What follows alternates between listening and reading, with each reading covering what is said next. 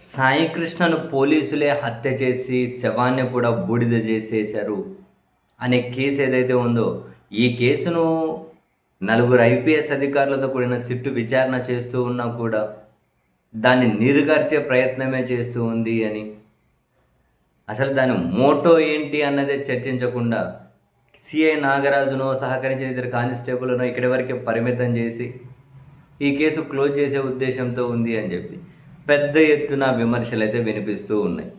అంత తతంగం, అంత వ్యవహారం, హైకోర్టును మోసం చేసి, న్యాయస్థానాలను మోసం చేసి 40 రోజుల పాటు ఈ విషయాన్నంతా తెలియనీయకుండా ఎక్కడికెక్కడో తిప్పి ఇదే మామూలు విషయమా? పెద్ద పెద్దలకు తెలియకుండా జరిగి ఉంటుందా అని సామాన్యుడు కూడా ప్రశ్నించే పరిస్థితి ఉంది. ఈ క్రమంలో పోలీసులే నిందితులుగా ఉన్న దాంట్లో మళ్ళీ ఇదే పోలీసులే విచారణ చేస్తే ఎట్టి పరిస్థితుల్లోనూ బాధితులకు న్యాయం జరగదు అని, ఇది సిబిఐతో కానీ స్వతంత్ర సంస్థతో కానీ విచారణ జరిపించాల్సిందే అని చెప్పి అందరూ ముక్త కంఠంతో డిమాండ్ చేస్తూ ఉన్నారు. ఈ మేరకు హైకోర్టులో కూడా పిటిషన్లు దాఖలయ్యాయి. అండ్ హైకోర్టు ముందుకి కీలక పిటిషన్లు వస్తూ ఉన్నాయి. ఈ క్రమంలో ఈరోజు పత్రికల్లో ఒక వార్త ప్రధానంగా కనిపించింది.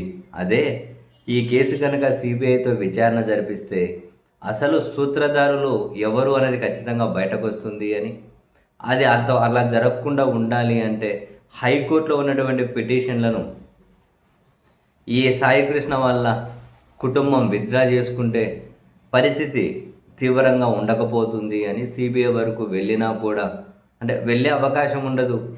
అందుకని సాయికృష్ణ తల్లిగారు వాళ్ళ కుటుంబ సభ్యులను ఒప్పించి ఈ పిటిషన్ వెనక్కి తీసుకునే విధంగా ఒక పత్రికలో రాసిన దాని ప్రకారం ఒక పచ్చనేత తీవ్ర ప్రయత్నాలు చేస్తూ ఉన్నారు అని.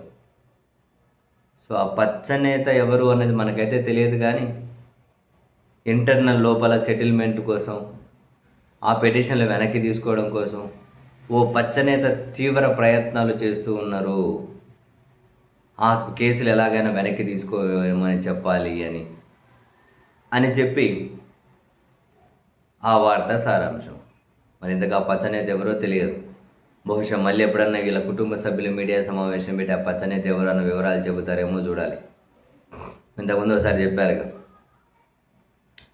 ఎవరో జనసేన నేత, విజయవాడ తూర్పు నియోజకవర్గ ఇన్ఛార్జ్ జనసేన, ఆయన వచ్చాడు మా దగ్గర రాజీ కోసం అని చెప్పి. అట్లా మరి ఈ పచ్చనేత ఎవరో తెలియదు. అయినా కూడా ఇప్పుడు ఈ కుటుంబ సభ్యుల కేసులు వెనక్కి తీసుకున్నా ఇది ఇప్పుడు అది అంత సల్లారే కేసు కూడా కాదు. ఎందుకంటే కొన్ని ప్రజా ప్రయోజన వ్యాజ్యాలు కూడా హైకోర్టులో పడ్డాయి. అంటే పోలీసులే హత్య చేసే శవాన్ని మాయం చేయడం అనే లైను అత్యంత క్రూరమైనది కాబట్టి ఎవరు ఏ సెటిల్మెంట్కు ప్రయత్నం చేసినా అంత ఈజీగా ఇది ముగిసిపోతుందని నేనైతే అనుకుంటలేను.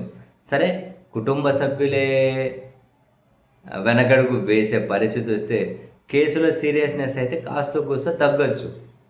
బట్ ఎనీహౌ చూద్దాం. ఈరోజు చెప్పాను కదా, హైకోర్టు ఎలాంటి నిర్ణయం తీసుకుంటుంది అన్నది చాలా కీలకం.